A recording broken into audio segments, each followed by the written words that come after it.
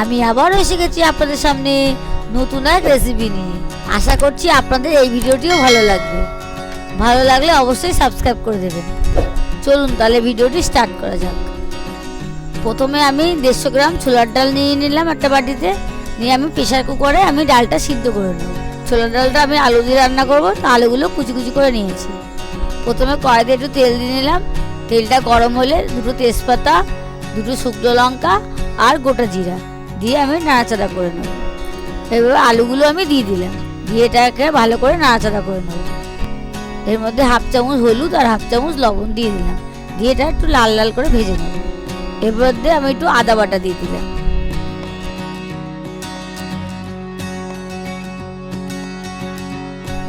দু চামচ জিরার গুঁড়ো, 1 চামচ লঙ্কার গুঁড়ো, 1 চামচ কাশ্মীরি রেড চিলি পাউডার আর 1 চামচ গরম মশলা আমি দিয়ে দিলাম।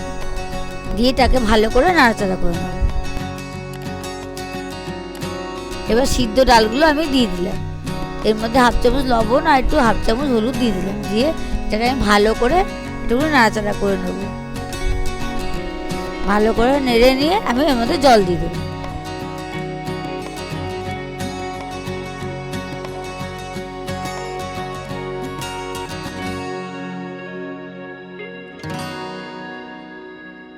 অল্প করে জল দিয়ে দেবো যাতে ডালগুলো গলে না যায়।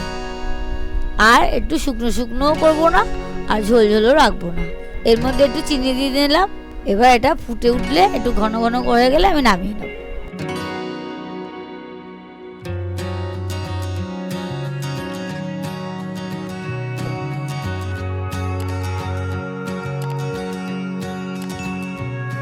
রেডি হয়ে গেল ছোলার ডাল।